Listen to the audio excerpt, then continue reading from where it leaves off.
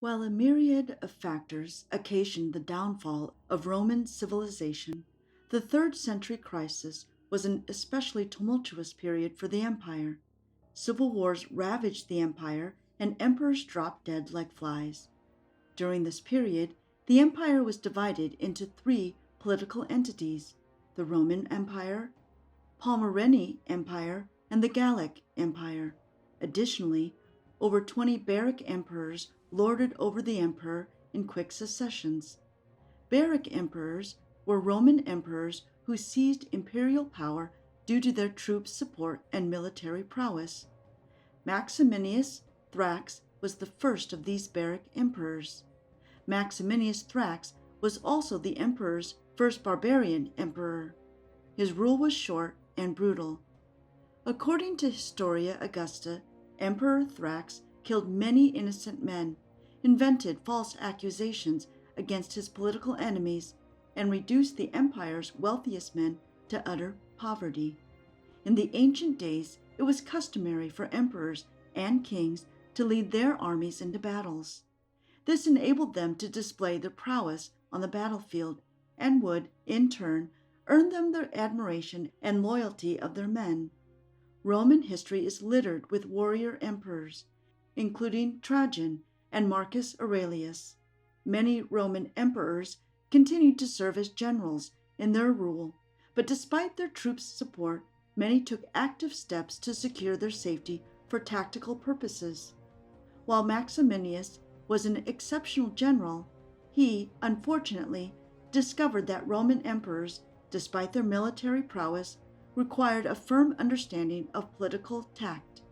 In this Liber-Tea episode, we will be looking at the role Emperor Maximinus Thrax's rule played in the decay of the Roman Empire. Thrax was born in circa 173 AD in the province of Thrace to barbarian parents.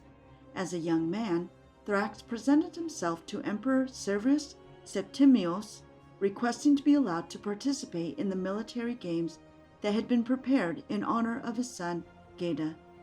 Thrax was a giant of a man, according to Historia Augustus. Thrax measured 8 feet and 6 inches tall. At one point, Emperor Severus challenged the Thracian to race his horse. It is said the emperor got exhausted from riding before the giant Thrax tired of running. Additionally, he used his wife's bracelets as rings and punched teeth out of the mouths of horses. Many accounts of his strength and size are obviously embellished, we hope.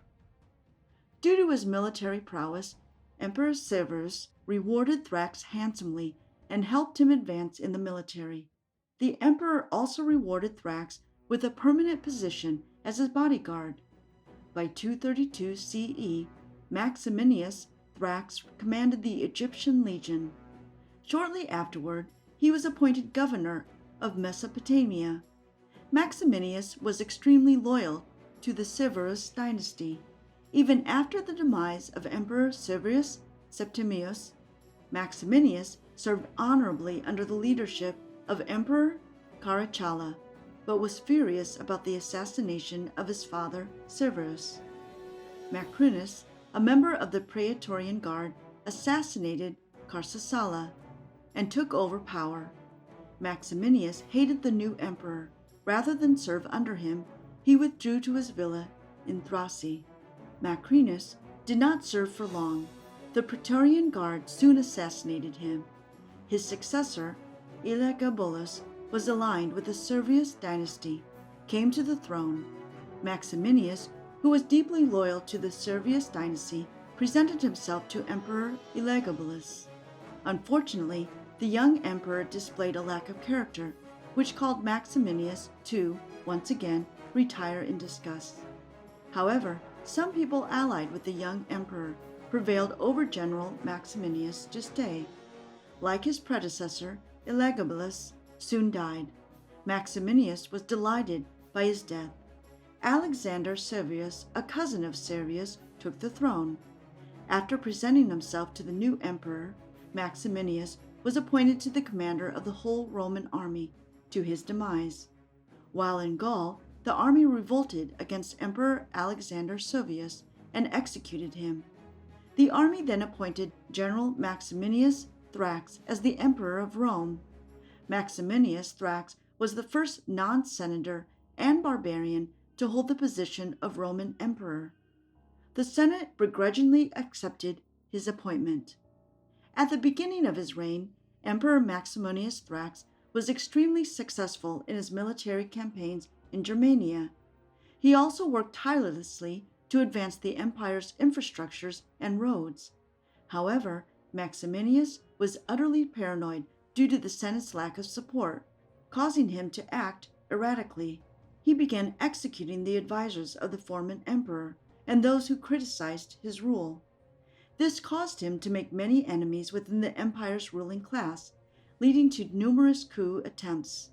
In 238 AD, a rebellion broke out in Africa, declaring Gordian I and Gordian II as co-emperors of Rome. By this time, the Senate could no longer bear to suffer Thrax's barbarities. They eagerly endorsed Gordian's claims and declared Emperor Thrax an enemy of the empire.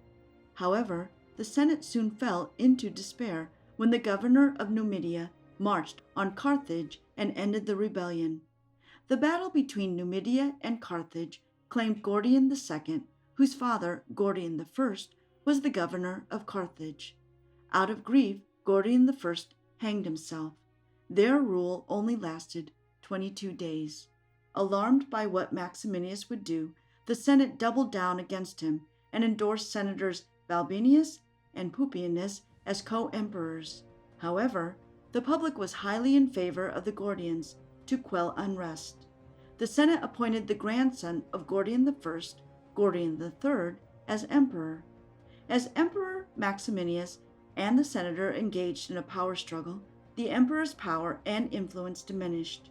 Occurrences in 238 AD, the year of the six emperors, further fueled the steady decline of the Roman Empire. During that year, Maximinus marched into Italy to claim his throne. However, upon arriving at Aquileia, the city closed its gates. A long and brutal siege commenced as the city's people defended it fiercely. The siege was extremely costly to Maximinus, as many of his siege engines were destroyed, and many of his soldiers were grievously injured. Additionally, his army's provisions were limited. Enraged, Maximinus declared that the siege was unsuccessful because of cowardice. Out of anger, Maximinus made a fatal mistake. He executed his generals. This enraged the soldiers, and finally, suffering from the deprivation and hardships of battle, they united in their hatred of Emperor Maximinus and executed him in his sleep. Later, they placed Thrax's head on a pike and presented it to the city before sending it to the Senate. The death of Maximinus did little to bring calmness to the already decaying empire. Historians say that the death of Maximinus was preceded by widespread chaos and power struggles, further weakening Rome.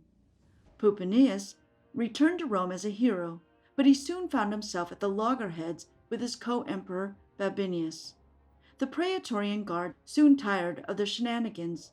They stormed the palace, seized the two emperors, executed them, and dragged their bodies across Rome's streets. At the end of the year of the six emperors, 238 AD, Gordian III was installed as emperor. Thank you for listening to this enthralling discussion about Rome's first barbarian emperor and how his rule ignited the steady decline of the empire. Like, share, and subscribe to Liber-Tea for more discussions on the history of the Roman Empire. Feel free to leave a comment below and tell us what other interesting events in Roman history you are interested in learning about.